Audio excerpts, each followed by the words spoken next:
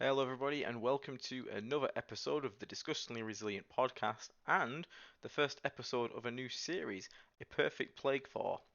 So, the idea of this series is that we're going to be going through the matchups faction by faction and about how they're playing, the strengths of the faction that we're talking about, how their playstyle works, the sort of lists that are working for them, and then we're obviously going to talk about them in relation to Death Guard and how we're hopefully going to take them down a notch or two.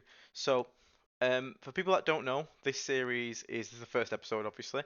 This has been voted for by the members of the channel. So if you want to get involved in that, feel free to become a member and join in. Now, Space Marines, just a small caveat first, Space Marines did actually win the vote, but given the Codex has just come out and there's like 7 detachments, it would be like a 9 hour long video.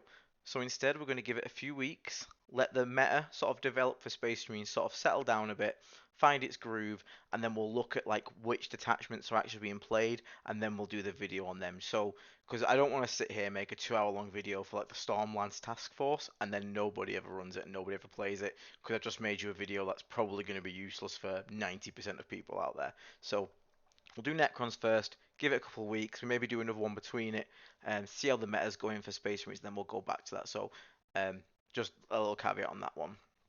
So, yeah, welcome to the new series, our Perfect Plague for Necrons in the 10th edition. So, let's move on.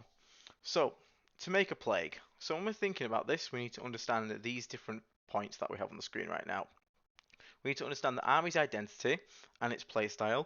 Obviously, armies play different to each other, or, there wouldn't be much point of us playing different armies. Death Guard are, for example, slow, more resilient than your average Marine, and more about close combat. Whereas Eldar are obviously like very fast, very zoom in, supposed to be fragile, but you get the idea.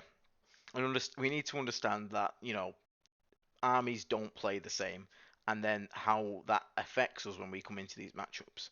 So we obviously need to look at detachments and the core strategies that they employ.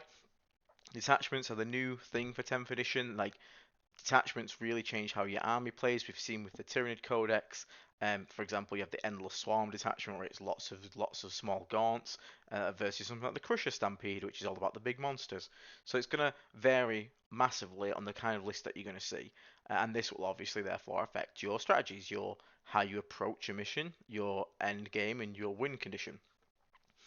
We're going to try and look at some of the meta units and lists. So a lot of armies sort of have units that are staples to every army. So you'll see, like Tau, again, for example, you'll always see crisis suits because crisis suits are kind of busted right now. So it'd be quite good to talk about that unit, what makes it so strong, and potentially, what you need to look out for and where it can also be weak. We'll look at some lists from people that have done very well at tournaments recently. Again, just so you can sort of have an idea of the sort of things you're going to be facing. A lot of people who do go to competitive play do base a lot of their lists off what is doing well at the moment. So it is important to look at those lists and sort of understand that these will be replicated and some things you might run into. Um, we also need to understand the matchup, as in who is the aggressor and who is the defender. So, a very important thing when it comes to 40k competitive is understanding in a matchup who needs to be the aggressor and who doesn't. Because certain matchups, one player has to make something happen, otherwise they will lose. And understanding this is core and a very important part of becoming a better player. Knowing the matchups that you need to be aggressive and make things happen, and knowing the matchups where you can play more passively and wait for your opponent to make things happen. And of course, last but not least, counters. We need to understand what we have in our toolbox as an army that can be used to counter all of the above points. Without having counters, we won't really have much game, and that is what makes list building interesting, is adapting your list to fit the meta and fit the strong armies. And we're not even talking tournament meta here. This could be like Necrons at the moment. They're fairly strong, but they're not exactly setting the world on fire. But maybe your local club and there's a Necron player there that's absolutely trashing everyone. Metas change locally and globally. So hopefully people that are struggling with Necrons or just play against Necrons a lot will find something in this video they didn't know, and they'll find it useful in the matchup going forward. So I'm gonna have a quick sip of my drink and then we'll get right into it. So what is a Necron identity? So Necrons everyone kind of knows about Necrons. It's about reanimation protocols.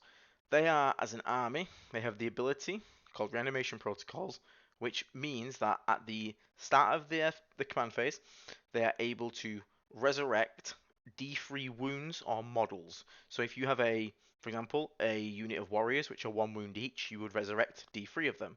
However, if it was multi-wound models like Scorpec destroyers, and you had 1 on 2 wounds, so it's missing one, and you rolled a 3, he would heal that 1 wound, and then you would resurrect a model with 2 wounds on it, full of maximum 3. Now that doesn't sound too bad. You're thinking, oh, okay, so over the game it's going to be 5d3, rolls. That's not too bad. However, it doesn't end there. They have multiple ways within that army to not only trigger this multiple times a turn, but also to improve the effects all the way up to stuff like 2d3 plus 6 resurrected models a turn for certain units, and also triggering it after you've attacked them, etc. So Necrons are all about losing men, but then them standing back up. It's very much thematic to them, and it's all about the robots piecing themselves back together. So they're quite leader heavy as well. Necrons rely a lot on leaders, especially with their detachment at the moment, which is going to be giving bonuses to hit rolls for anything that's being led. All their stratagems also key off extra effects if they're being led by characters. Also, not to mention their characters are just generically good. Cryptex, especially as we mentioned there, are going to be giving a multitude of buffs to their units in a way to enhance them, make them tougher, make them more killy, all sorts of things, and make them also better at holding objectives, etc. So they're quite reliant on their leaders, and a lot of their power comes from their leaders. They're an attritional faction. This is not an army that's going to blow you off the turn off the board, sorry, in a single turn. Unlike certain armies like Tau or Eldar, which can have these massive go turns where all the damage comes out and they can pick up multiple units, Necrons don't tend to function that way.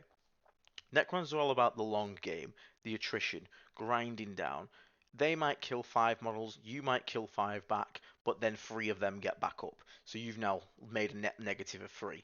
And over 5 turns, they intend to use that to either grind you down, or, the next point, to control all of the objectives. Necrons are very good at staying alive on objectives and holding them, even when you try to put your entire army into them. And this makes them very strong playing around stuff like primary. So even though Necron's not going to come in and table your army in record time, it is very good at playing the mission, playing the objective, and outscoring you. So that's something we need to understand. And again, last point, they have a very big scoring focus. So because they're not going to be killing you super mega fast, they're going to tend to still want to focus on the scoring of the mission. So they're going to bring units that are going to help them achieve secondaries. Maybe they play fixed, maybe they play tactical. They have all the options. It will be built into their list. Because again, when a Necron player builds his list, he's not building it to kill you in record time. He's building it to score 100 points and stay alive, whilst also killing some things. So, as we talked about, the Necron's core rules, so they're sort of like things that are shared between the entire army. So as I just mentioned, reanimation protocols. So this is, in effect, the resurrecting of their models. So again, as we said before, the command phase, at the start of their command phase, they will resurrect D3 wounds slash models, depending. Now, again, as we mentioned, this can be enhanced, which we're going to look at, to trigger multiple times of extra effects. It's very strong. It also allows them to place the models in coherency, which can technically give them extra movement, snag objectives, and because it's at the start of the command phase, if they will offer an objective and there's nothing on the objective and then they reanimate and they can put a model within coherency, but on the objective, they will then score that. So that's very powerful. Um, it is one of their most defining features of their army. Lots of units have ways to interact with it or get bonuses, as said before as well. Command protocol. So this is the leaders. So command protocol as their detachment ability means that any squad that is being led by a leader of any form has +1 to hit. Now, it also does more than just that. As well as the leaders giving the buffs that they naturally do, it's also going to give them access to enhanced versions of their detachment stratagems, which we'll cover shortly. So command protocols is a massive part of their identity because the leaders not only increase the offensive output, the defensive output, they also increase the effects of stratagems on the unit. So it's a massively important part of their army is leaders in their big units that are going to basically help to increase damage, output, survivability, OC, all sorts of things. So it's very, very, very leader focused. Now, as an army, they're primarily um, focused on free up armor saves and 4-up armor saves. There's not that many 2-up armor saves in Necrons. It's mainly like the monolith. So armor wise, you're not going to be looking at like custodians levels where you need to bring lots and lots of AP. Um, it's like I said, mainly around 3-ups and 4-ups. They do have a lot of invulnerables, as the bottom point there says, which are mainly 4-up invulnerables, which can be very annoying, very swingy. All their vehicles basically come stock with a 4-up invulnerable. I think the only things that don't are the monolith, which again is a 2-up save naturally, and the planes.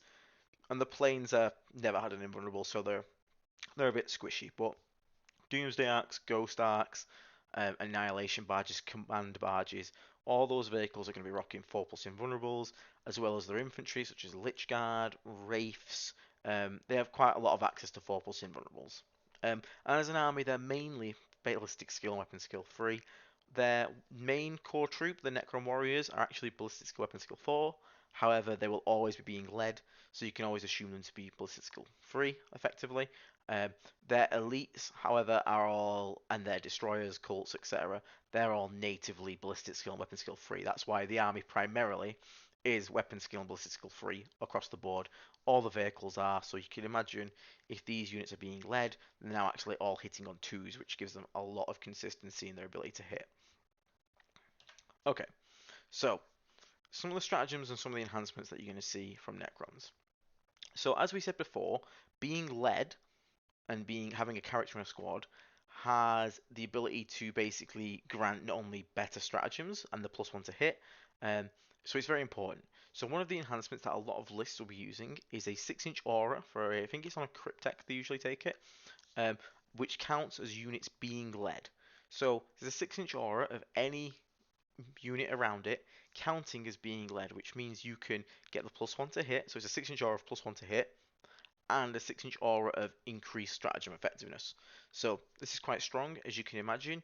You can put it on something like a Cryptek with a Canoptic Cloak, which gives it a very fast move.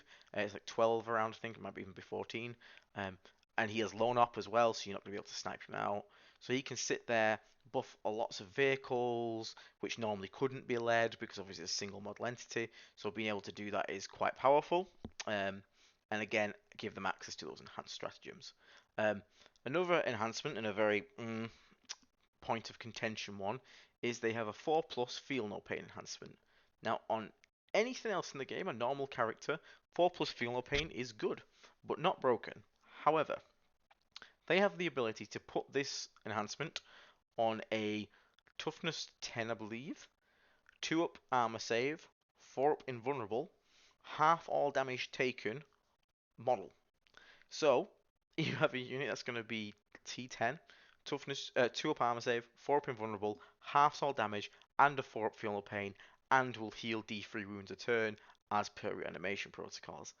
As you can imagine, this is a pain in the ass to try and kill. It is a nightmare. So, expect to see this one a lot. It's a nightmare to deal with. It is a pain. I hope you brought Mortarion to ignore that half damage. We'll get to that in a bit though. But yeah, it's very, very strong and can make a unit very hard to kill. Another one that is taken quite a lot is a once per game teleport. So the character and the unit it's joined to can once per game lift itself up the board and then place itself back down.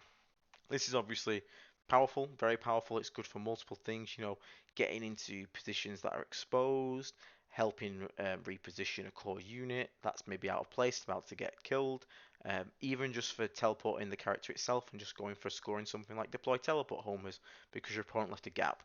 So always be aware this is going to be in most lists and be prepared for the opponent to be able to pick up itself in a unit at any point and drop it back down. So stratagems. So the main one you need to be aware of is they have a 1 command point, instant reanimation protocols as soon as you have finished making an attack. So if there is a unit of, let's say, 20 Necron Warriors, and you fire a Plague Burst Mortar into it, after you have resolved your damage, so maybe you've killed 4 models, they will then pay a command point, which will allow them to instantly recover D3 but then the warriors are going to have a rule where they get an additional 3 back if they're in range of an objective, and then there's other things like reanimator, which that makes that 2d3 plus 3. Um, all sorts of stuff is going to happen. This is going to be used a lot against you, um, and because it triggers as soon as you've finished making an attack, not at the end of a phase, it means they can basically, you can activate a unit, deal damage, and then instantly they resurrect the models, and it's as if you've done nothing. It's very powerful. It's always going to be used every turn, pretty much. So this would be the one I'd say to Vect if we could Vect. Unfortunately, we cannot. Vect, for those who don't know, is the ability to raise a command point cost by 1. Now, that's not even possible anymore. This is not a battle tactic, so it cannot be done, um, which is both good and bad because they used to use overlords to make this stratagem free and could be used multiple times a turn. Obviously, that was a bit nutty. Thankfully, that can't be done anymore, so they are limited to the one per turn of using this, well, one per phase of using this ability. So they could activate it after you finish shooting and after you've finished melee. So yeah, massively powerful. They will use this a lot. So another one is a 1 command point to resurrect a character. So say you manage to catch a character out and you manage to kill them, whether that be through melee or shooting or sniping with Typhus, for example, they can pay 1 command point to basically have that character get back up on D3 wounds, I think it is. Um, which is quite annoying, as you can imagine, because you go through the effort to try and kill the leaders, which are incredibly important to Necrons. You finally catch one out, and now suddenly it's stood back up, effectively nullifying what you just managed to do.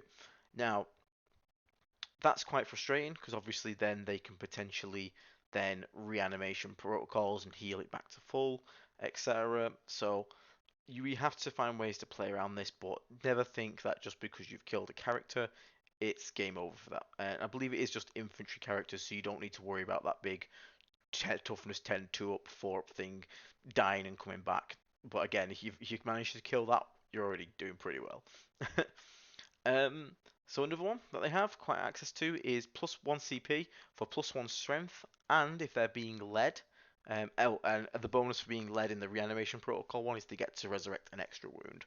But in this one, they're going to pay 1 command point to give a unit +1 strength in melee. But if they're being led, they're also going to get an additional AP. This can be quite powerful. Toughness 5 obviously is normally quite good. Toughness 6 is also quite good against units that are, strength 4, 5, or 6 respectively. Then being able to give them +1 strength on top of that can really help them get wound rolls through onto lots of units. The bonus AP is also massively important to any unit that doesn't have an invulnerable save, because Necrons in general tend to have quite decently high AP. For example, their basic gun that their basic warriors rocks an AP, which compared to like a bolt gun, obviously doesn't have an AP for us. So, they ignore armor quite effectively. Maybe they're not the most killy units in the game, but what they can do is, if you don't have an invulnerable, they can, put you onto very, very low saves. Another one to be aware of is one's command point to reroll shooting wounds. So this is the reroll all wound rolls for shooting. Now, normally, this is only if you're within half range of the unit. So if they're 24-inch range, you're within 12, they can use the stratagem. However, if the unit is being led, again, all the bonuses for being led, this range restriction does not apply, and they can fire with full rerolls to wound at any range. So as you can imagine, this is quite dangerous on certain units, especially if you have the character of the enhancement treating the vehicles like they're being led. You can have Doomsday Arcs, for example, shooting 72 inches away with all full rerolls to wound, which is quite scary. Um, and lastly, another good one to mention is for 1 command point, they can give any unit assault weapons for the turn. So this is going to allow them to advance and shoot, also going to allow them to advance in action. So this is quite important because being able to advance in action means you need to be aware that they could potentially score using this. So if you're trying to screen something out, be aware that maybe a unit could just give up whatever it's doing for the turn, move, advance, spend this command point, and then still action. So it can be quite hard to shut them out of scoring secondaries. Also means if you pre-measure for angles or for ranges, bear in mind for 1 command point they could potentially add d6 to all their movement and ranges, obviously with the advance roll. So just double check if you're really, really, really worried about something getting a shot on you. add d6 inches, add potentially the full six because they could roll the full six, and use that when you're making your decisions about placement and obviously ranges and line of sight, etc. So what's the current typical list archetype slash playstyle for Necrons? So Necrons kind of work around the following points. So they have large bricks of tough infantry. Now, for those who don't know, a brick is usually what we use to refer to a large unit of infantry. Something like for us would be 10 Blightlord Terminators. We would consider a brick. For Necrons, we're talking 20 Necron Warriors, 10 Lich Guard. A brick is a unit of very tough infantry that is basically designed to stay alive, maybe not deal the most damage, but the idea is they just exist. Um, Now, their goal with this brick is to hold primary at all costs. Again, with all the resurrection and reanimation that we mentioned before, there's plenty of ways for them to keep these bricks alive and, stay alive on the field, hold primary. You can't kill them off. You undercommit. Now they've healed back to full. You've basically done nothing. Um, and it's going to become a nightmare to basically peel them off objectives. And if you can't peel them off quick enough, they're going to start running away on that primary lead. And with that primary lead taking over you, all they then have to worry about is scoring decently on secondaries, and they'll obviously get the win through that. Um, they also tend to bring quite tough supporting firepower. So as we said before, and we'll look at in a second, Doomsday Arcs are quite a staple. These are very long range, quite high strength, high AP, decent damage output. But they do rock a 4-up invulnerable with lots of wounds. I think it's 14 wounds or something. Um, Obviously, this then being able to heal every turn, potentially for more than just D3. They can be quite hard to kill. The 4-up invulnerable is very, very, very spiky potential. And again, if a Necron unit lives for a turn, it's going to heal up. It makes all your output that you put into that unit feel wasted. Um, so normally you've got these bricks holding the midfield, and then firepower coming from the backfield to support that.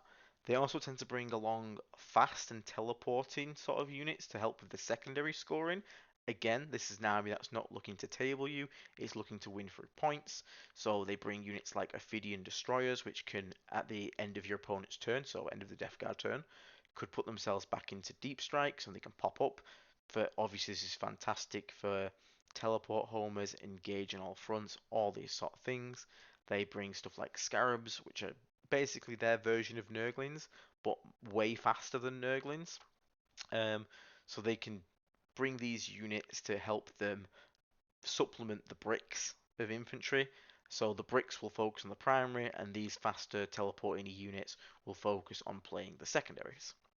And again, the focus is on scoring over killing. They can kill, not as much as most armies, but obviously anything that can shoot can kill.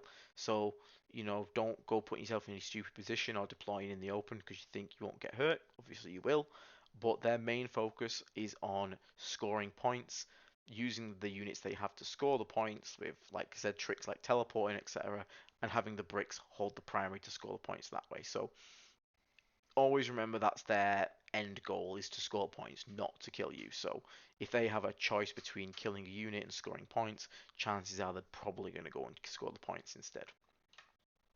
So let's look at some meta units. So 10 Lich Guard is a very staple unit. This is the brick of bricks. This is an incredibly tough to kill unit.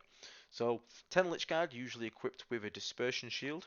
And this is a full anchor unit. So again, anchor unit before, same thing as a brick. It's going to sit in a position, drop its anchor and stay alive, stay on that point and not look to move. They can if really needed, but as long as they're holding an objective and they're staying alive, they're happy.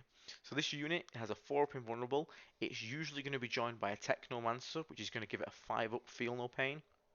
Um, it's then going to basically focus on holding a central primary objective. It's often going to be reanimating multiple times a turn. So this unit can also be joined by a character with a Resurrection Orb. The Resurrection Orb allows him to reanimate not only in his command phase, but also in your command phase. And obviously the command points before the stratagem are going to be used to trigger reanimation protocols on this unit as and when you attack them in both the shooting and the fight phase. And as we said before, these are toughness 5, 3 up armor save, 4 up invulnerable, 5 up feel no pain. Getting through this thing is a chore, especially when it's potentially regenerating almost, minimum 3d3 potentially a turn. you bring other units along, you can be looking at, God, what, 6d3 plus 3 or something? It's gross, it's disgusting. So yeah, a very, very strong Anki unit. Doesn't hit the hardest, but it does have high AP melee. It's all damage 1 in close combat, but I think they have 3 attacks each. They're going to be hitting on 2s again because they're being led, which is quite scary. Oh, this unit is also, sorry, it's -1 to be wounded as well, this unit. So again, add that into your maths. Hopefully you brought Morty. It's a nightmare to kill. But output-wise, not the greatest. Three attacks each, I think it is, might be 4. Um, strength 5 or 6, somewhere around there. It's around mid, very mid strength. But good AP, AP2 to up to AP3 potentially. 1 damage. So again, it's not going to walk into a unit and obliterate it. But if you send something that doesn't potentially have invulnerables, they could pay the command point to up that strength and AP by an extra 1 and potentially deal out a decent chunk of damage. So another quite meta choice at the moment is 20 Necron Warriors. So this is their basic infantry.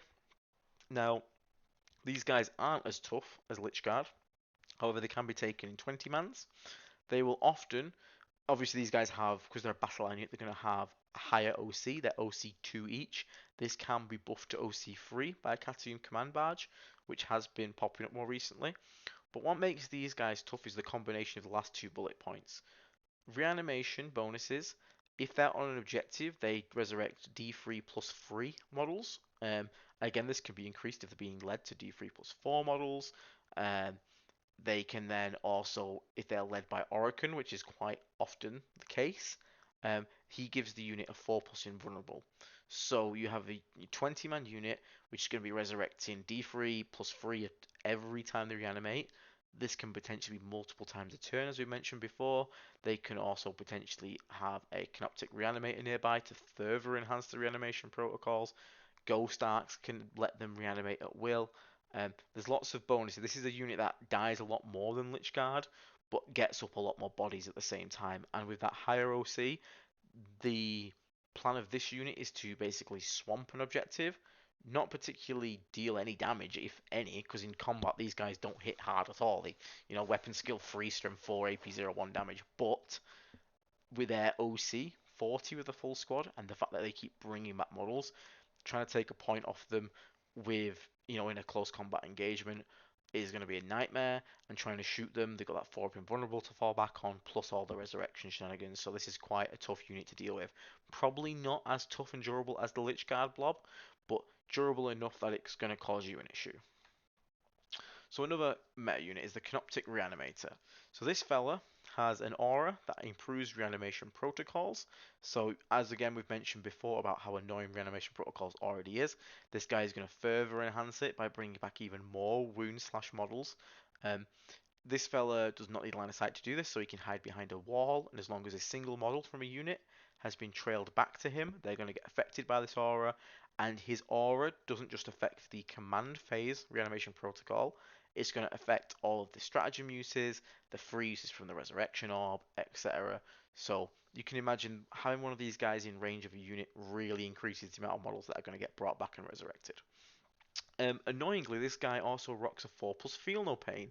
I'm not really sure why, but because of that, it makes him deceptively tough. He doesn't look massively tough at first glance, but the 4-up feel no pain, as we said before, 4-ups can be very spiky, so having a 4-up feel no pain, if you leave this guy on 1 wound, he will then heal, and then he benefits from his own aura, so he's going to get even more healing, and you could have potentially wasted an entire turn trying to kill something, fail by a single wound, and now all your work's been undone once again.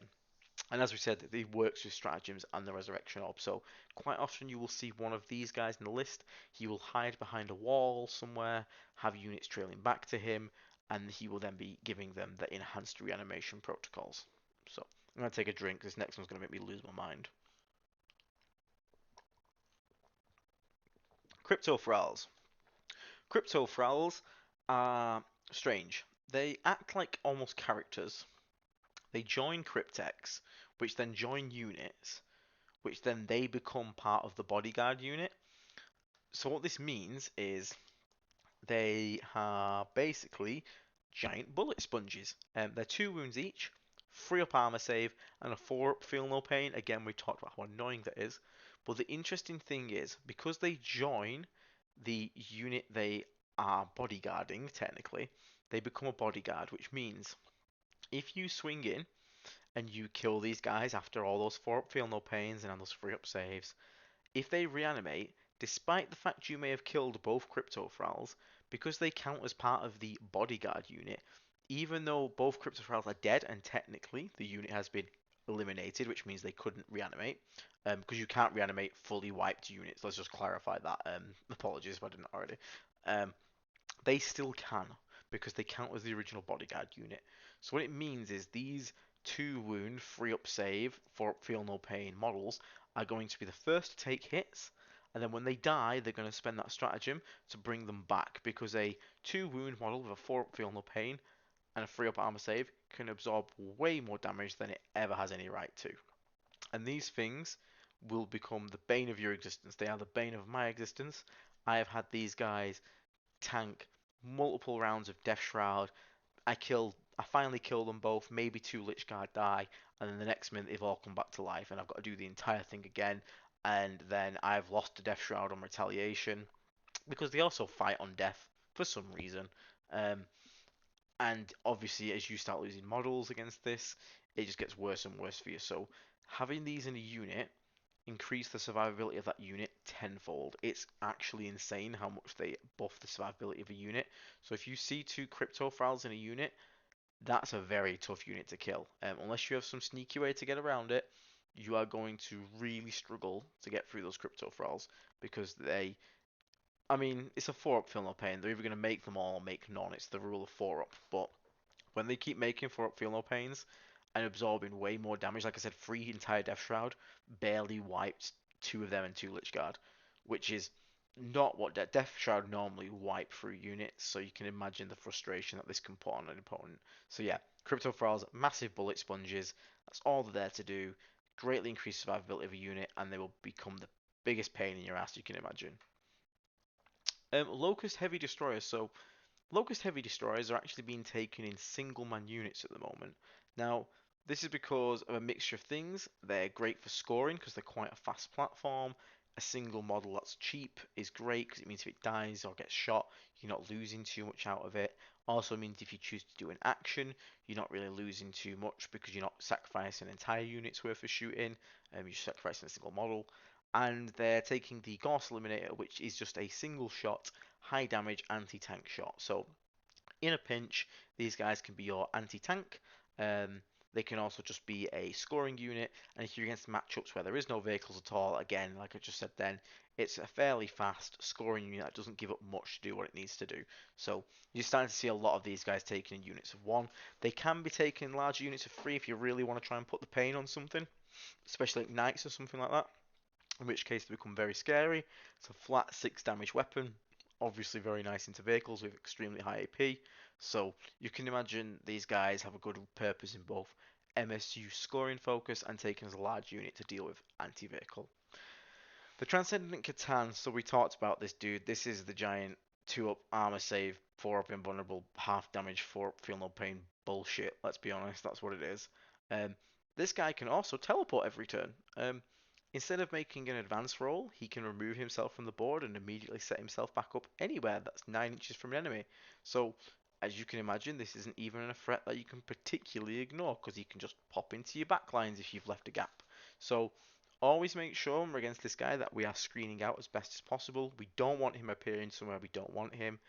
And this guy is so tanky because again he has reanimation protocols.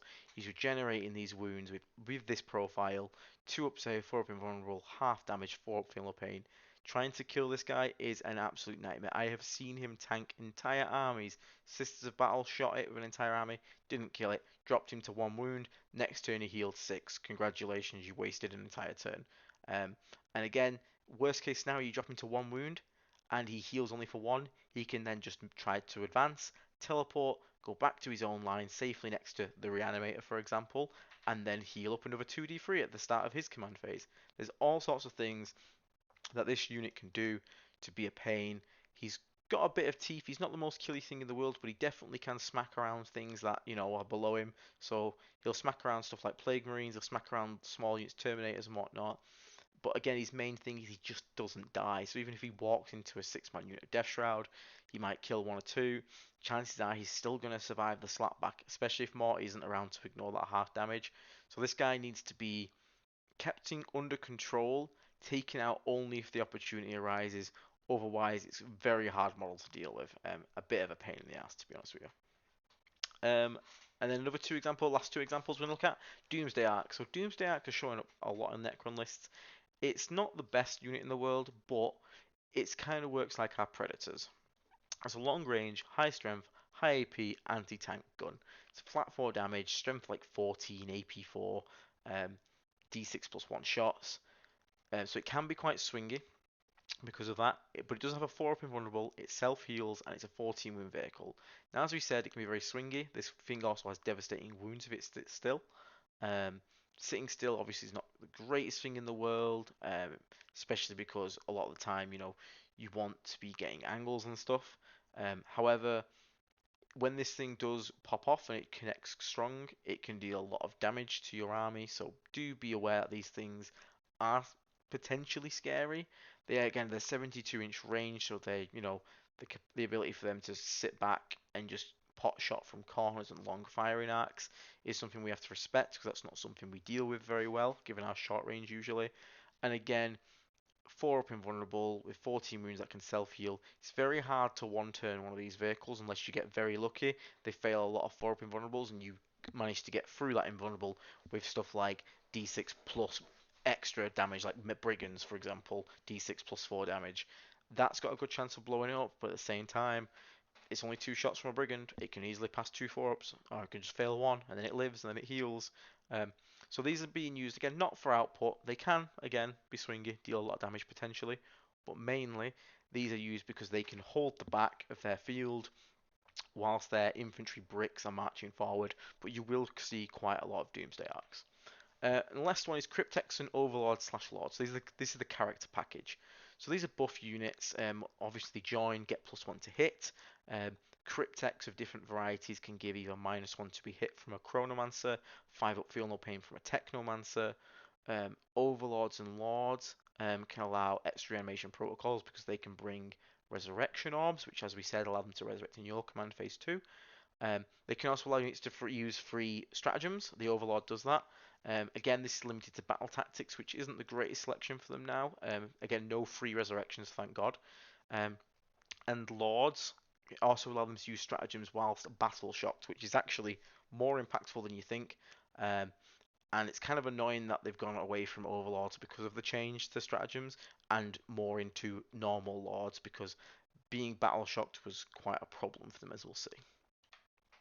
So we're going to have a quick look at 2 LGT lists. Very quickly, we're just going to describe it. So I'll look at the quick game plan and then we'll move on. So this is Steve Scott. He managed to take 51st place at London Grand Tournament. Some of you might be thinking 51st isn't that impressive, but do bear in mind London Grand Tournament is an event for 762 people that it was. So it's much better than you may think at first glance. So he was rocking a Chronomancer. This is going to be the unit that gives a unit it joins -1 to be hit, which is quite nice.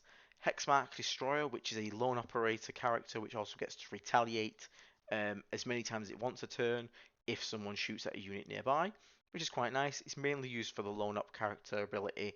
It's always good to have lone op. He has a Lord with a Resurrection Orb, again, as we mentioned before. Nemesis Zandrek, which I believe gives a unit +1 attack, but I could be wrong. That's quite a niche choice. Don't see him too much. But I imagine he had a reason for him, probably to go on one of the Lich Guard blocks, I imagine. We have Nemesis Orican the Diviner. We mentioned before, he can join a unit, give it 4-up invulnerable. As we can see here, there's 2 bricks of Lich Guard and a Necron Warrior, so, £10 if you can guess where he's going. Surprise, it's the Necron Warriors. To give them a 4-up invulnerable, so now he's got all 3 of his bricks, rocking a 4-up invulnerable save, which is very powerful. He has an Overlord with a Resurrection Orb, so again, this is the character that gives a free stratagem use.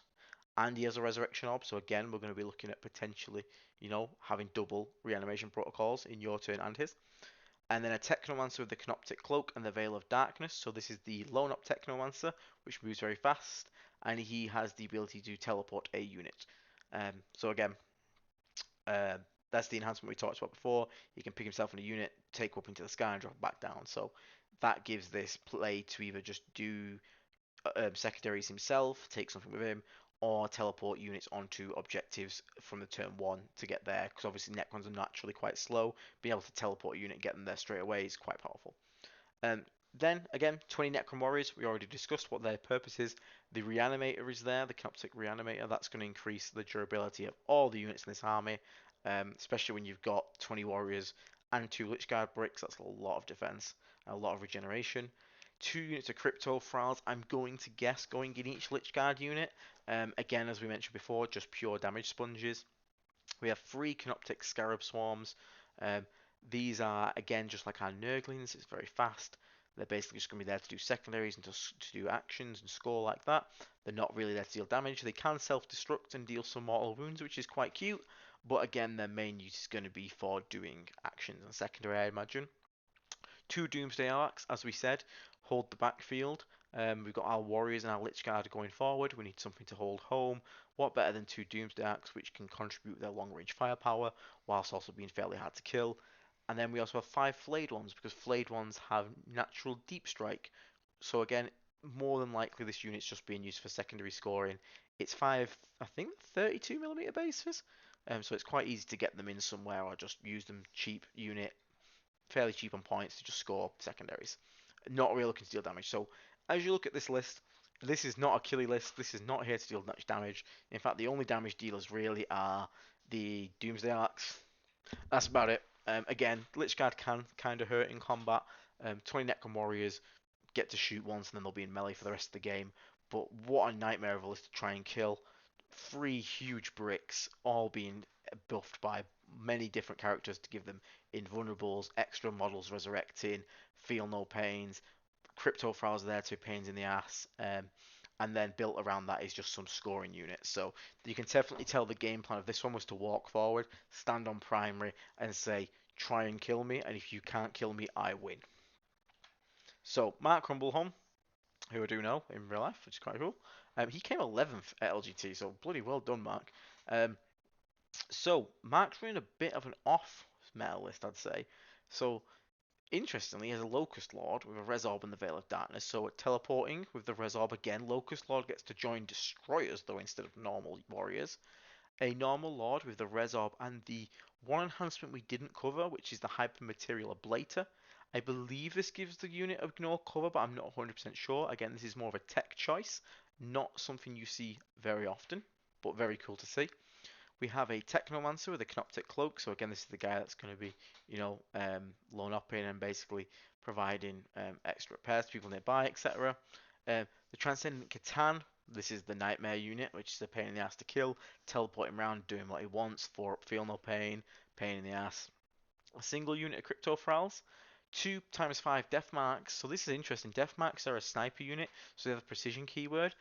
They also have Deep Strike, and they can Rapid Ingress, I believe, for free, which is quite interesting.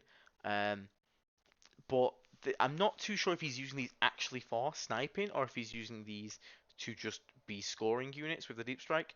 Be interesting to know. I didn't actually see any of these games, but 2 MSU squads of them. A full unit of 10 flayed ones. Now I'm going to guess these are going to be being used to actually deal damage as opposed to the previous list, which was just 5 of them.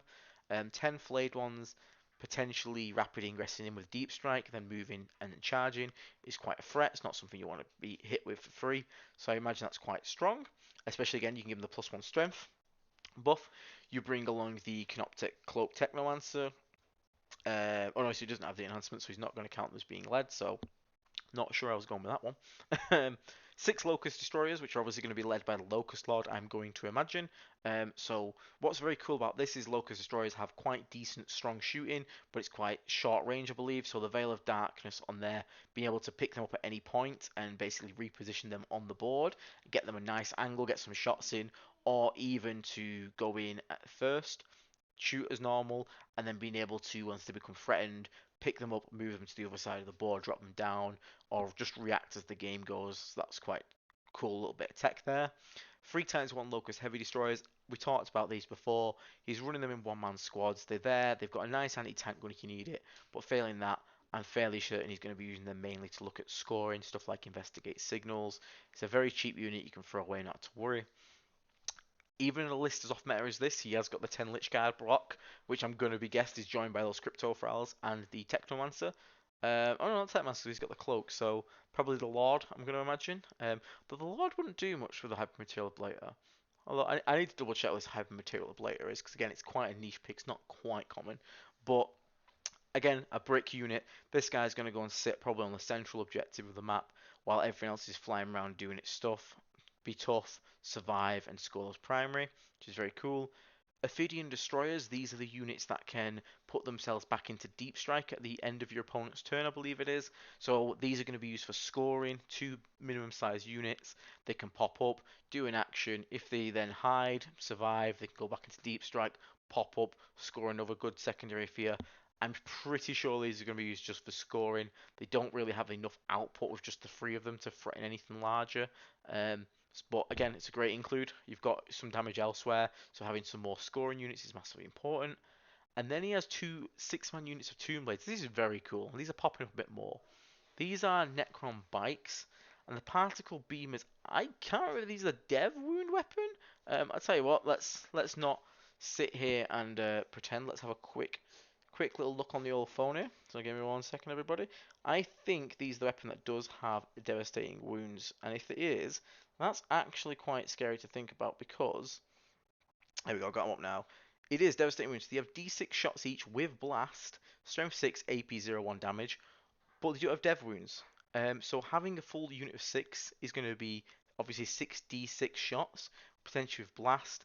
They're going to be hitting on 2s because there's ballistic skill 2, and then they're basically just going to farm for 6s, which is actually quite impressive. It's not going to be the most shocking thing in the world.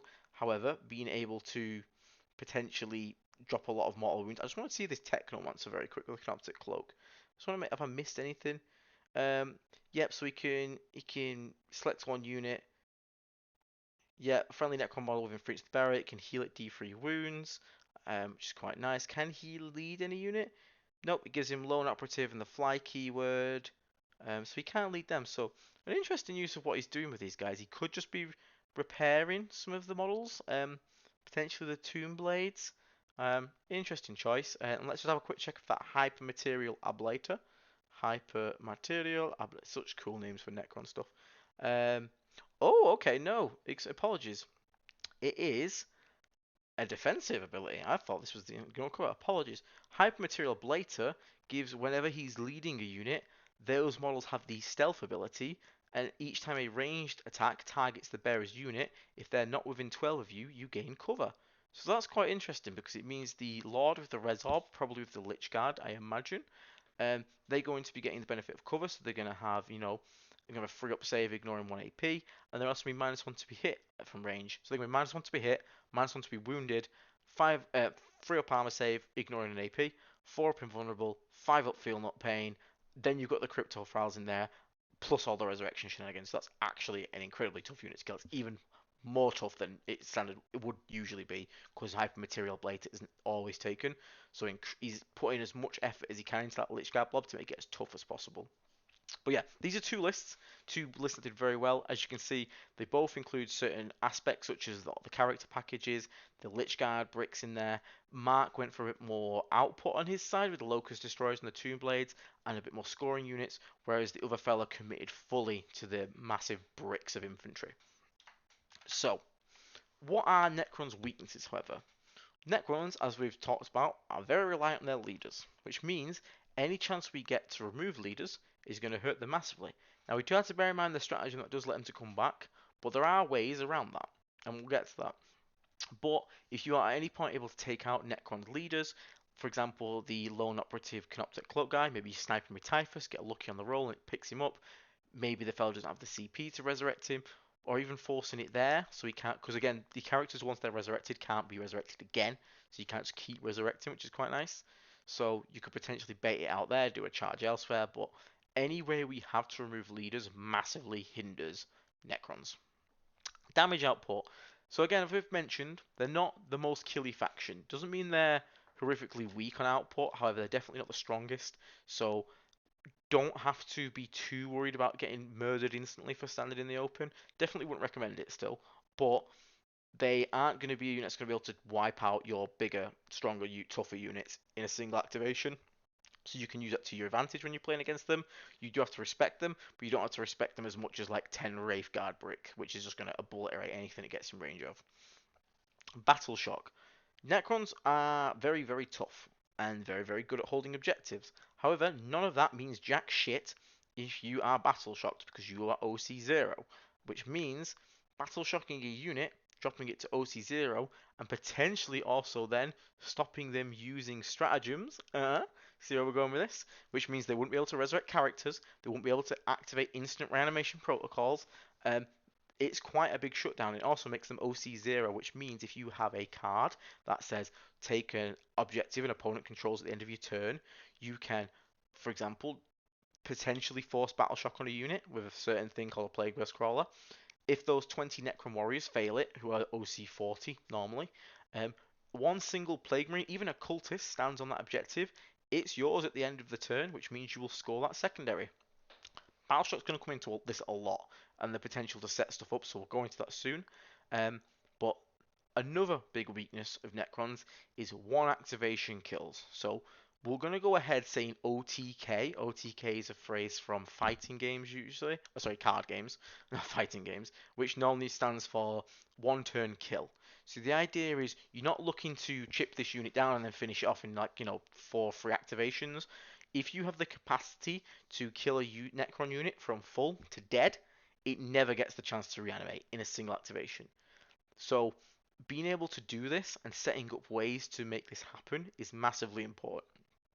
They're also quite CP hungry, as we talked about. They want to use these resurrection stratagems all the time to keep stuff going. So when the CP gets tight on them, they have to start making those calls of which unit do I actually resurrect? Do I save it? Do I need to save it in case he heroically challenges my character and kills it? Or do I just want to resurrect the warriors now? So trying to make them burn CP is quite effective. Again, if we had a Vect ability, using it on one of the battle tactics helps massively, but we don't, sadly, so we won't go into that. But yeah, they are a CP hungry faction. Also, splitting forces for Necrons isn't the greatest. As we saw, they have a lot of stuff that wants to be close, tight, and playing primary. The Canoptic Reanimator has an aura which has a range, which means if you can split the Necron forces, not every unit's going to be able to stay in range of that. You've got the character with the enhancement of stuff being led. Again, if you manage to get them away from that aura, it's going to make them weaker. And splitting their forces also gives you more opportunities to do things like one activation, one turn kills. So splitting up Necrons, don't let them just deathball and throw yourselves into it because it's just going to end badly for you. Making Necrons have to play wide is something you can do to make them have a bit more of a weakness.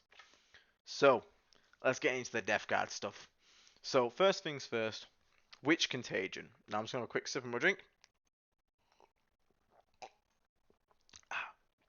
Now, your Contagion is going to depend on many different questions.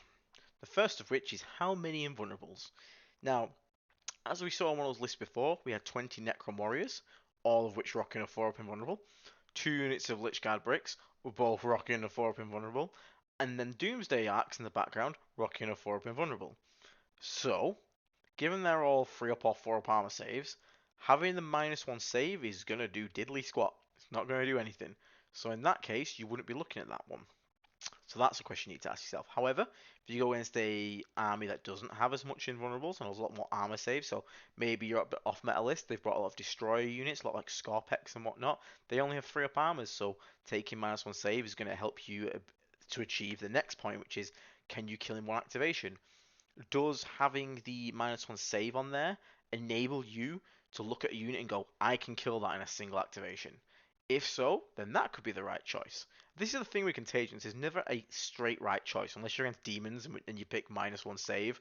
That was probably the wrong choice. But I mean, if you win, you're at Chad, so, how many leaders does the opponent had is also a question, because their leaders give the squads they join +1 to hit, that's going to massively negate how effective -1 weapon skill, -1 ballistic skill is, because you're basically just cancelling each other out. However, if they're running a lot of units like the Tomb Blades before, or things like Destroyers again, which aren't being led, lots of units like that, Ophidian Destroyers, etc. Um, Doomsday Arcs, and they haven't got the guy who's makes them count as being led. -1 ballistic skill, -1 skill affects that a lot more in that matchup than compared to like the bricks, which have multiple leaders in, so they're always with +1 to hit. So that's important to look at. Do they have lords? Because lords are going to allow them to use stratagems while they are battle shocked. So if they have lords in their army, this is one of the matchups where we might consider the very niche -1 OC, -1 leadership. We talked about the benefits of battle shocking before, which again we'll cover in a second as well. But having lords in there gives them the ability to use stratagems even while battle shook. So if they don't have any lords, and they've got lots of invulnerables and lots of leaders, but it's all overlords or cryptex, you might actually want to consider the -1 OC and -1 leadership, because battle shocking Necron units is so important, as we'll go into, because there's many things you can do to use that to set up stuff like one turn kills. So again, ask yourself that question: how many lords do they have? And also, how much OC do you have in your list? Because if you can't kill them, with plenty of invulnerables, and you're not really bothered about their output, so you're not really too fussed about -1 per skill, -1 ballistic skill, can you OC them? Are you running 10-man Plague Marine squads? Are you running Icon Bearers? There comes a genuine point where, because Warriors, for example, Necron Warriors hit so weak and pathetic in combat, that 10 Plague Marines and an Icon Bearer, which normally you might detach, but this time you might keep them with it, that's 32 OC, which means you don't actually have to do much killing to be able to take points off things, especially stuff like Lichguard, who are OC1. So at that point, do we start looking at playing around the battle shock? Do we look at around making Necron Warriors 20 OC instead of 40? In which case, then we can very easily take it off them. These are all things to consider. There's no correct answer. It all depends on your list, your opponent's list, and these are just some things you need to think about when you look at the matchup to help you decide on what's the correct contagion. So what's our game plan approach? First of all, we need to identify scoring units and brick units. Now, what this means is looking at their army and understanding what's a brick and what's a scoring unit. A one-man unit of Locust Destroyer is a scoring unit. 3 Ophidian Destroyers, scoring unit. 10-man Lich Guard, brick. 20 Necron Warriors, brick. And because of this, this is going to allow us to understand where we need to be putting certain amounts of firepower. There is no point, as we'll see below when we say don't chip damage, do not bother putting Plagueburst Crawlers into 20 Necron Warriors. I don't care if you're getting blast at +4 shots each guy, and you've got more time, you ignore all the modifiers, etc. It's not going to kill it, and not killing the Necron unit is basically the equivalent of doing literally nothing to it. However, single man units of Locust Heavy Destroyers you can kill with mortars, and that unit can't come back. So focus, which you've got Plagueburst mortars or like shooting such as like heavy bloat drones, heavy blight launch bloat drones and stuff. Focus those shots that don't have the ability to wipe out entire massive units into the scoring units instead, because you're going to give the Necron player less pieces to play with. And with less pieces to play with, that means less to score secondary. And you can't have units like Necron Warriors and Lichguard moving off primary to go and score secondaries, because that is their entire purpose, to sit on a primary. So understand what is a scoring unit, what is a brick, and apply that firepower respectively. So again, play the flanks and avoid the Death Ball. Normally, Death Guard quite like the Death Ball. The big middle brawl is where Death Guard excel. However, we can't deal with Necrons with like Lich Guard bricks and stuff. So rather than playing, for example, if we've got 3 objectives, we've got 1 center and 2 sides, don't play a middle and a side, because the Necrons will just converge onto that on top of you. Now you're scoring. Again, they get to keep a reanimator potentially within range of both units. All the buffs are flying around. Instead, play both sides. One go left, one go right. Doing that, you're going to split the Necron force apart, especially some armies, like we saw Marks before, only has the 1 Lich Guard brick. If your goal is to just let him have the center of the Lich Guard brick and you can hold the sides, that's fine with you, because, again, he's going to hold 2 and you're going to hold 3. Don't engage and don't give them the ability to just engage in that attritional style of warfare and just basically bully you out of the game with their incredibly tough units.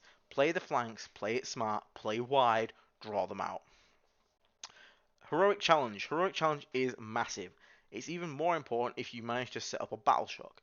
If you have a unit of 20 Necron Warriors with Auric and the Diviner, and you manage to get a charge in with Mortarion, but before that you've shot them with Plague Burst Crawls. This is the only time I would recommend putting Plague Burst Crawls into Warriors.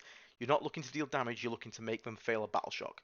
If they manage to fail at Battle Shock, again, could be helped out by taking the -1 Leadership Contagion, they cannot use the stratagem to resurrect Orican, which means Mortarion could go in, challenge him with the generic stratagem, which allows him to have precision, which allows him to target characters directly, kill him, and then once he is dead, the Necron warriors have lost their 4-up invulnerable, and he cannot resurrect him because he's battle shocked. And Necron warriors without 4-up invulnerable are just 4-up save, which means if you charge them, for example, with both Mortarion and 6 Death Shroud that you've managed to set up because you set it up the previous turn with a rapid ingress, Mortarion activates first, kills the Orican, the invulnerable is gone, then your Death Shroud can all swing and they should be able to pick up the rest of the unit. Spend the CP at that point for the extra AP, potentially even consider the sweeps just to maximize the amount of damage you're going to deal, because they're only one wound, and just try your best to wipe the entire unit off in one, because at that point, with the leader gone, they've lost so much defensive ability that your ability to kill and interact with that unit is massively increased. And this is the same for Lichguard bricks. If you get a chance to challenge these Cryptex and whatnot, especially if you manage to catch him when he's not got a command point, or you force him to make a bad decision into whether you want to reanimate this unit over here, or whether you want to save your character, these are all good things. It's a very good stratagem to use, especially because our characters are quite beat sticky. You know, Typhus is a monster in combat, Morty's a monster in combat, flat 3 damage, flat 4 damage. Even Lord of Contagions, the only thing I'd be considering about doing it is the Lord of Virulence. He hits on 3s and he's only 2 damage. Baby don't do it with him, but the other characters that we bring in general, definitely consider it. Um, don't split fire and chip damage. Again, we don't want to be wounding models and leaving them on 2 wounds, 3 models, because that's what Necrons want you to do. They're going to resurrect, they're going to heal, all that damage was wasted. If you've dropped a single, Locust Destroyer squad to 1 wound, and you sat there going, I've got a Plague Burst Crawler, I can shoot my machine gun at it and the mortar elsewhere. Don't do it. Shoot both the mortar and the machine gun at it. Just guarantee it dies. Don't give it the chance to reanimate, because if you whiff it, and we've all can whiff those little 1 wound, when a unit's got 1 wound left and you whiff it, then you're up shit creek without a paddle. You're going to struggle. That's going to resurrect. It can potentially resurrect multiple times then, and suddenly that 1 wound Locust Destroyer is now back to a squad of 3, and it's about to shoot you. So don't split your fire. Kill it.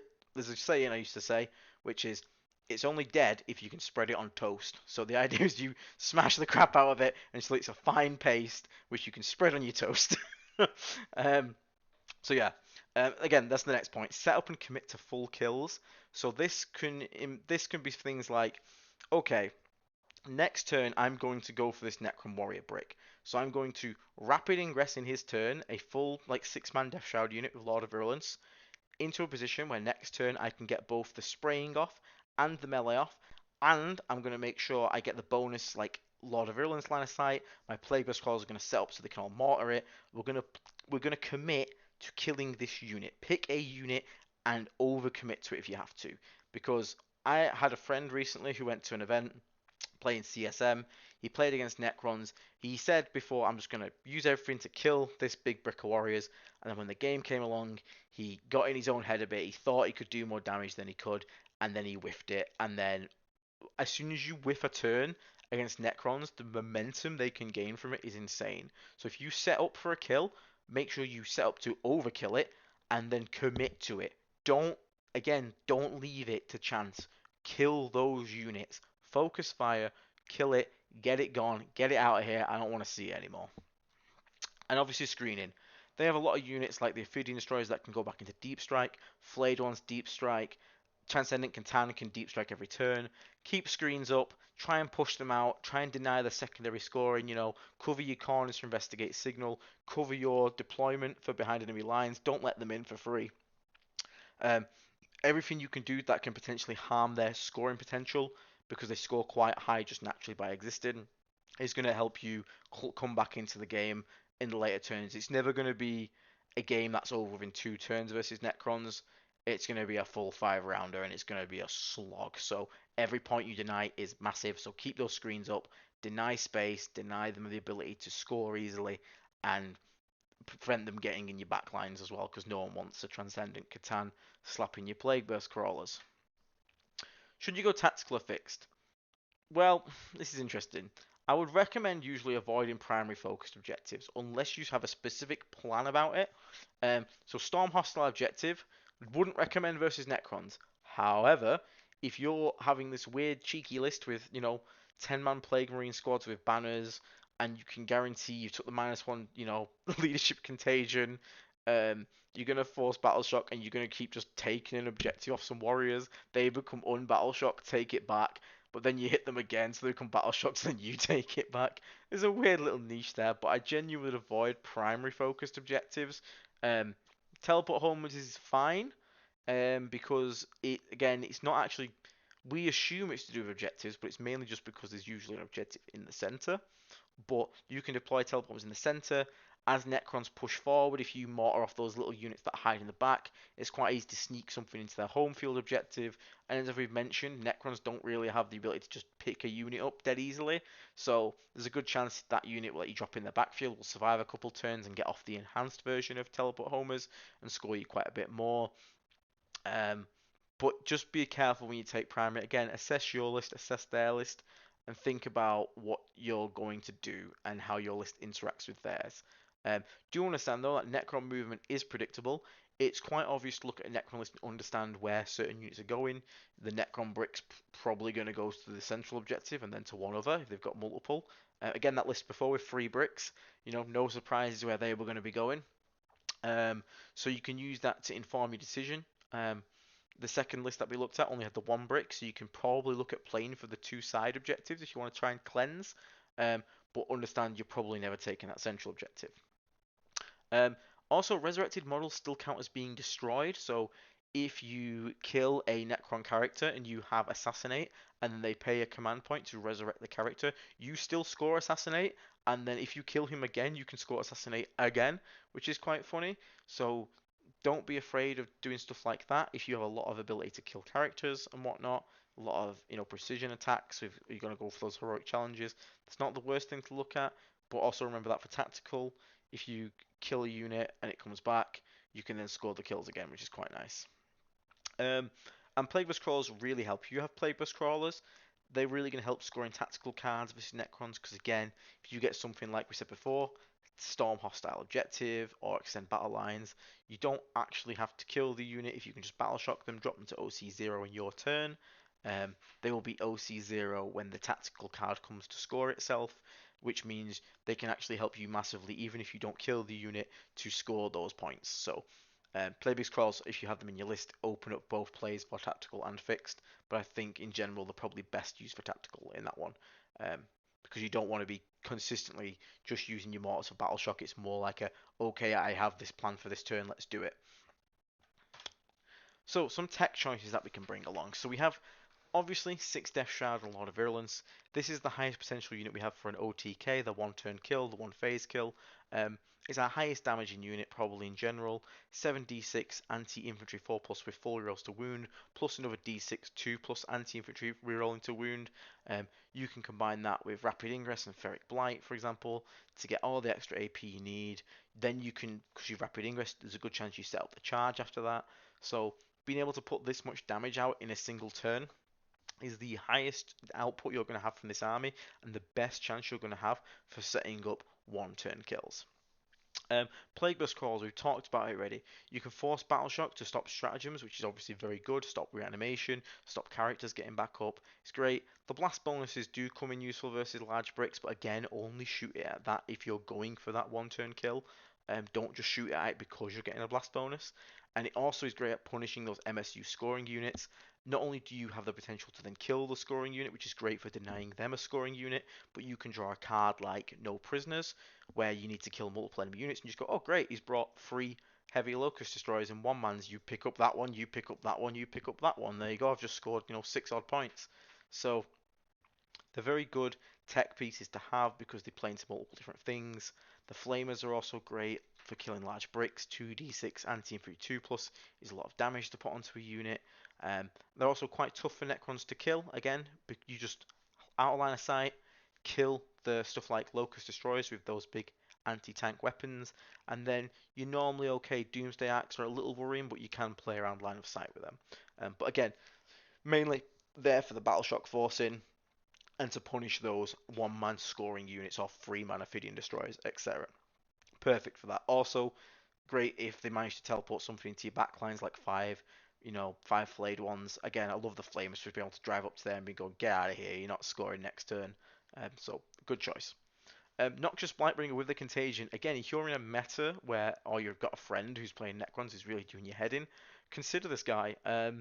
Noxious Blightbringer with the Contagion has an aura of -3 leadership and -1 OC, which is hilarious for all the reasons we mentioned before. Managing to make Necron warriors fail morale on like anything less than a 9, I think it is. It could even be worse than that. It's just incredibly consistent to make them fail battle shock, which then, as I said before, helps us set up character snipes with heroic challenge because they can't resurrect the character, or just denying reanimation protocols, and it also helps you with secondaries. It's a very tech choice. I'd only recommend it if you're in an area where there is a lot of Necron players, because obviously this guy is not going to have much impact in other games. But if you are in a Necron heavy meta, or you really just want to piss off your Necron friend, bring it along. Bring it along. Um, Typhus. Typhus is obviously great still. Mortal wounds at 18 inches and it snipes lone operators, which is also good. Canoptech, Cloak, Cryptech, Hexmark, Destroyers are all lone ops, so being able to deal with them. Mortal wounds are also just generically good. And an interesting thing to note, the Mortal Wound ability, as we've mentioned before, it's not an attack, so he can do it while he advances in actions, but it also means that the stratagem for Necrons, which triggers after you resolving an attack and they can instantly reanimate, cannot work against Typhus because it's not an attack, which, as you'll see, you can do some I did some dirty stuff to some dude. It was grim. I managed to kill an entire unit of 20 Necron warriors without them ever having the chance to reanimate once. We'll talk about that soon. Um, Icon Bearer. So a lot of people are running Icon Bearers anyway. At the moment, they tend to be used as a fire and forget missile. You chuck them out of a rhino, they drop the banner, you benefit from it, he dies, you don't care. This might actually be one of those matchups where it's actually more beneficial to attach him to a squad because again, 10 Plague Marines at 32 OC can out OC most Necron units, especially if you've brought the Contagion for -1 leadership. So that's an instance where this guy stops becoming a fire and forget missile and becomes a genuine part of your army. And he alone, if they've brought a 20 warrior break, 10 Plague Marines plus him, even if they don't kill the unit, they will not kill the Plague Marines fast enough. And you will be able to just brawl on that objective, and as long as nothing intervenes, you will 9 times out of 10 hold that objective. So it's a great use to actually put him in a unit rather than just shoot him out of a rhino. So, some key stratagems that we can use. Obviously, Heroic Challenge allows you to remove the buffing characters from the squad. We've talked about it already. Mortarion, Lord of Contagion, and Typhus are the best uses for this. Make sure to use it. Try and combine it with Battle Shock so they can't stand back up from the mortars, which is fantastic. And being able to understand which characters you want to remove. You always want to remove the Cryptex first. Cryptex over Overlords, Lords, you're not too worried about free stratagems.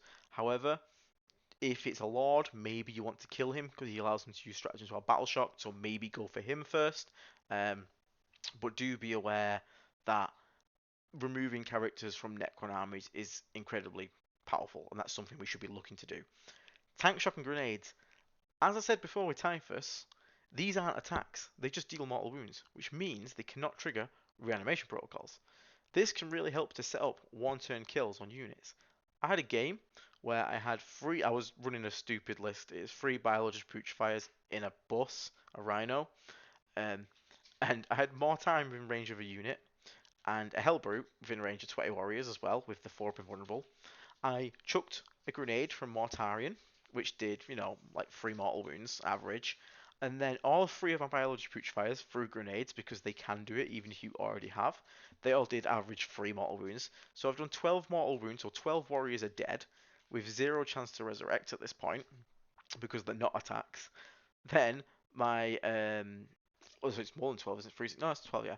Then my Hellbrute, Typhus then sniped across the field with his ability to do D6 mortals. I think he did like 4, killed another 4. And then my Hellbrute on the charge tank shocked, and he does an additional D3 himself. But again, none of these are attacks, and all 20 Necron Warriors were killed before they even had a chance to reanimate. So these weird little cheeky ways to deal damage without actually making attacks, you don't have to wipe the entire unit, but again, when we talk about setting up for one turn kills, being able to chip away, I don't know, maybe like 3, or even the crypto files, just getting rid of the crypto files in a unit with grenades, tank shock, Typhus' ability, rules like this can set up a much easier one turn kill from a following charge from like 6 Death Shroud and Typhus. You know, a much easier time of them killing the unit if you've already killed 4 or so models without them having a chance to reanimate. So make use of these strats. They're actually more powerful than you think, and they're actually really funny. So yeah, quite important. One thing I actually want to really quickly check actually is, let me just quickly check the Necron reanimation protocols, because it is called Protocol of the Eternal Guardian, I believe it is.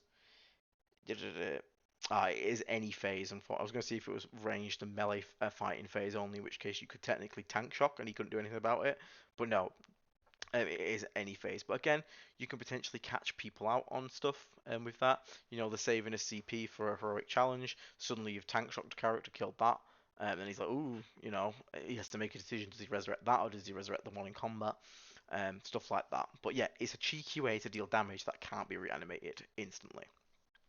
Sanguinous Flux. So normally we're always talking about how good Ferric Blight is. This is one of the matchups where you want to actually prioritize Sanguinous Flux over the extra AP, because more hits means potentially more kills.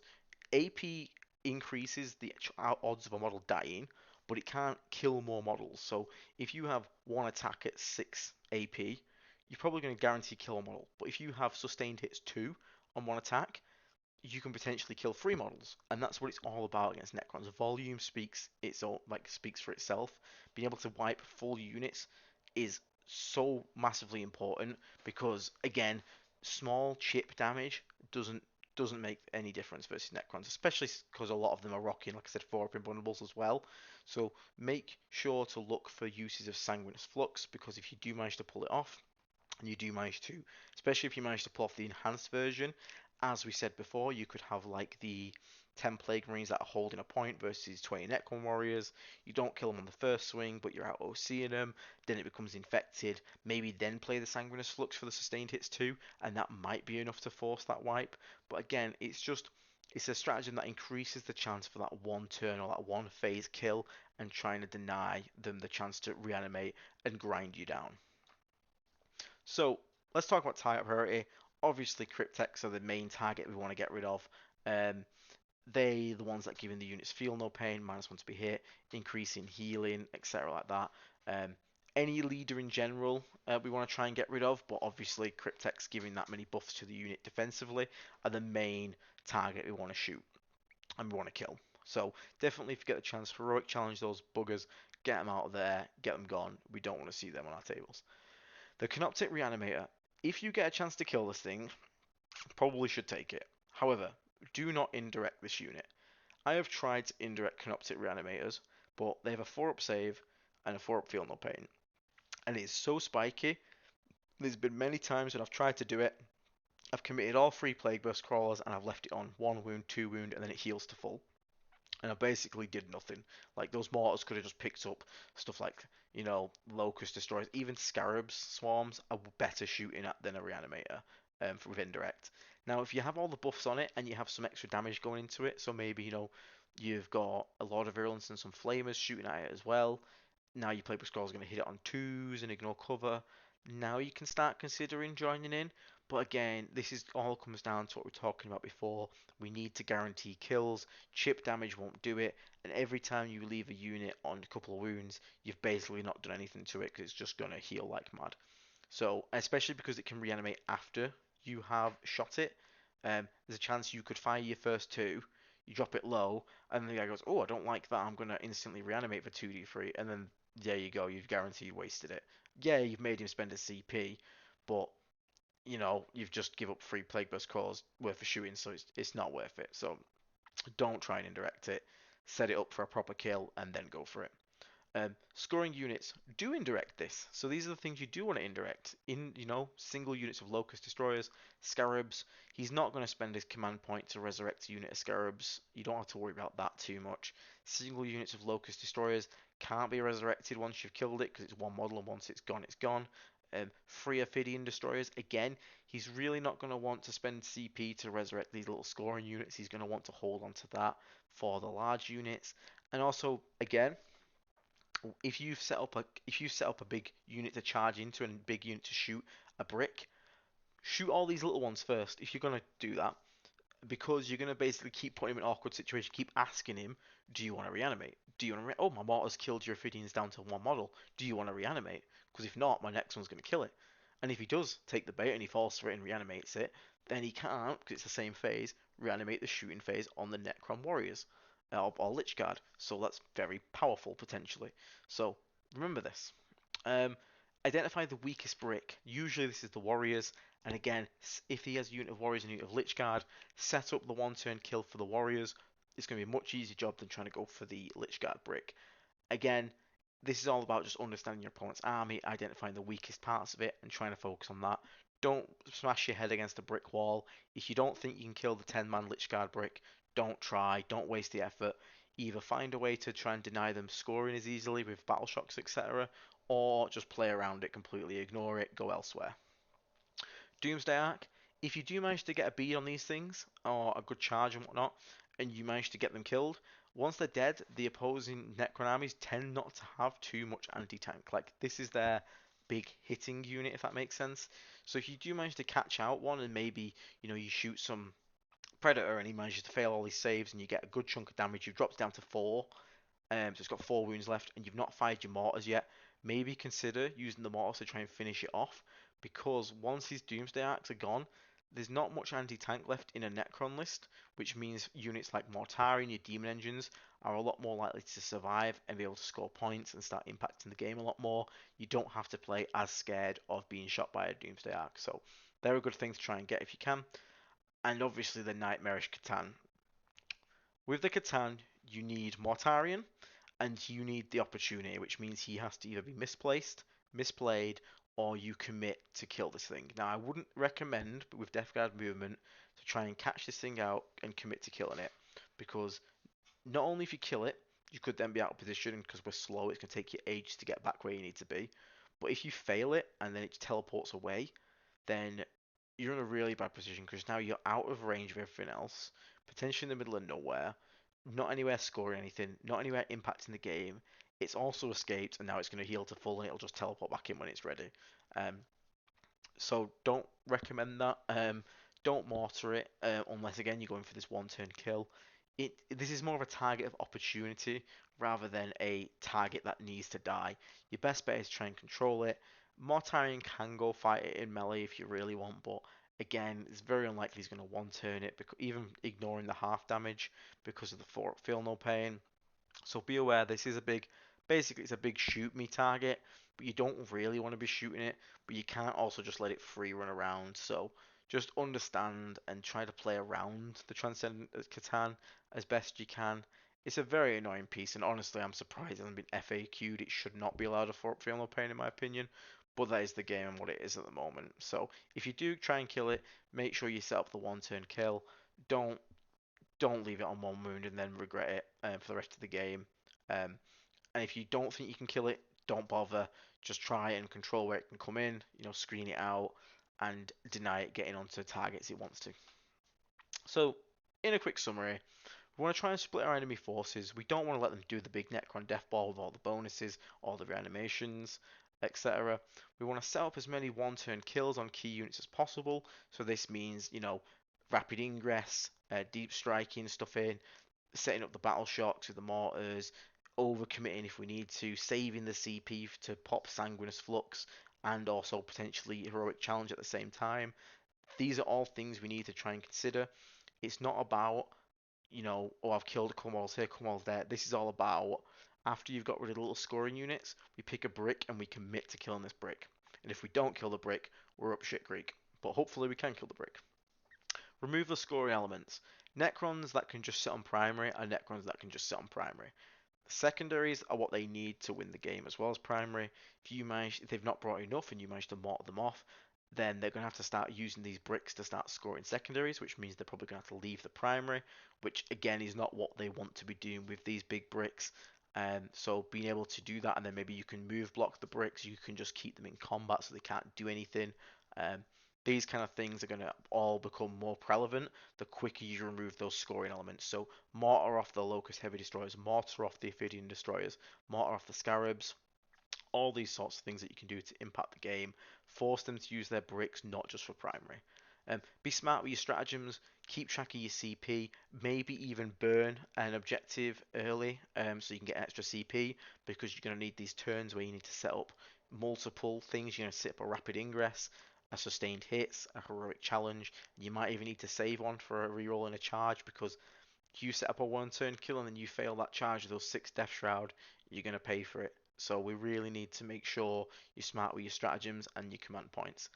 And last but not least, avoid the attritional war. We don't want to get caught up in a long drawn out fight with these guys. Normally we do. Death Guard are pretty good at that. But this is one of those armies where we definitely want to just avoid that. We want to pick units, we want to delete units entirely. Full to dead as much as possible. Full to dead, move to the next one, full to dead. You don't have to kill every brick, but so long as you can hold 2 primaries in the middle and they can only hold one with 1 brick, you're happy.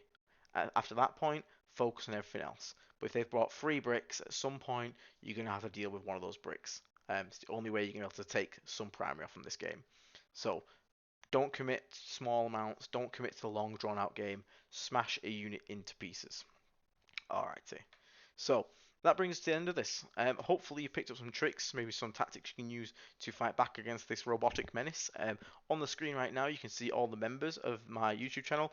Thank you so much everyone for your support. Also the Nurgles Mansion Discord. Special shout out this time to the Necrons Facebook group who provided me with all the Necron pictures for this one. The Nurgles Mansion Discord once again provided them for the Death Guard side of this guide. Um, and surprise, surprise, we got 2 pages of members because we're growing, which is fantastic. So super massive thank you to every person on here that has gifted memberships, joined themselves, all sorts of stuff. And also for you for just watching. You don't have to be a member for me to support me. Just leave a like, leave a subscribe, share, etc. All that good stuff. Thank you very much for tuning in. I massively appreciate the support. I hope this series will be received well, and we'll go on to the next one. Again, the votes will be for the members in the members polls that I'll put up. Yeah, I hopefully you learned something new and you find this useful. Let me know any feedback in the comments. All sorts of good stuff and plenty of content coming soon, guys. So yeah, thank you very much for tuning in. Have a good night, and we'll see you on the next one. And kill lots of Necrons, please, because I hate Necrons.